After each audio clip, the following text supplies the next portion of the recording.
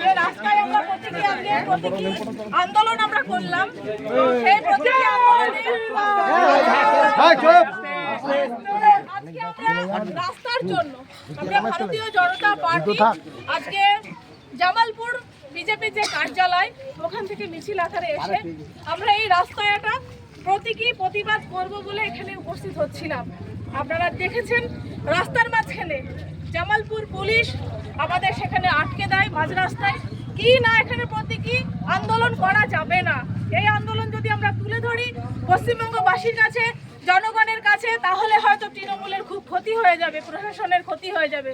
প্রশাসনের মদতের দ্বারা আজকে তৃণমূল দেখুন কি সরকার চালাচ্ছে, আজকে প্রশাসনকে সাথে নিয়ে।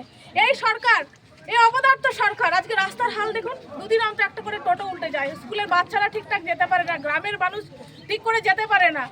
আজকের আমরা এই প্রতীকী আন্দোলনে বা প্রতীকী যে আমরা অবরোধ বা কর্মসূচি আজকে এখানে রাস্তার মাঝখানে করতে আসছিলাম, পুলিশ বাধা সৃষ্টি করে এবং মাঝখান থেকে আমাদের এখানে আমরা মাছ চাষ করবো। দেখুন সামনে গোটা রাস্তাটা ঠিক পুকুর তৈরি হয়েছে, যেখানে আমরা আজকে এখানে মনে মাছ চাষ কেন, ধান চাষ, মাছ চাষ, পাট চাষ, সব চাষই এখানে হয়ে যাবে, যা অবস্থা রাস্তার। তো পুলিশ আমাদের মাঝখান থেকে জাল এবং মাছ ওনারা আটকে দিয়েছেন, যাতে আমরা প্রতীকীভাবে এখানে না কর্মসূচি করতে পারি, যাতে তৃণমূলের বেহাল দশা আমরা তুলে না ধরতে পারি।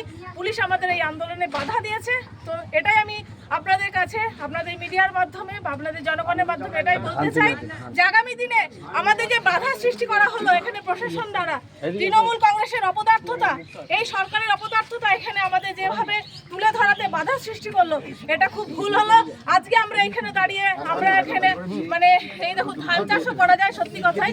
তো আমরা এখানে আজকে ধান চাষ করে আমরা এখানে ভারত মাতা কি, ভারত মাতা কি, বিজেপি বিজেপি বিজেপি জিন্দাবাদ, জিন্দাবাদ জিন্দাবাদ, আমাদের জিন্দাবাদ, জিন্দাবাদ জিন্দাবাদ, বিজেপি জিন্দাবাদ, জিন্দাবাদ জিন্দাবাদ, আমাদের বিধানসভা জিন্দাবাদ, জিন্দাবাদ জিন্দাবাদ, সাগুনের জেলা সিদ্দিকুল্লাহ মুসু জিন্দাবাদ, জিন্দাবাদ জিন্দাবাদ, ভারত মাতা কি, বিজেপি জিন্দাবাদ, জিন্দাবাদ জিন্দাবাদ, আমাদের মাতরম জয় শ্রীরাম, জয় শ্রীরাম, জয় শ্রীরাম। আমরা আজকে এখান থেকে ধান চাষ করে আমরা এখান থেকে শপথ গ্রহণ করছি যে আমরা আগামী দিন এই রাস্তা যদি খুব তাড়াতাড়ি ঠিক না হয়, এই রাজ্য প্রশাসন বা রাজ্য সরকার যদি এটা দিতে ব্যর্থ হয়, আমরা আরো বৃহত্তর আন্দোলন নামবো এই রাস্তা নিয়ে এবং রাজ্য সরকারের বিভিন্ন যা অপদার্থতা আছে সেই সমস্ত কর্মসূচি নিয়ে আমরা অবশ্যই আবার এখানে আন্দোলন নামবো।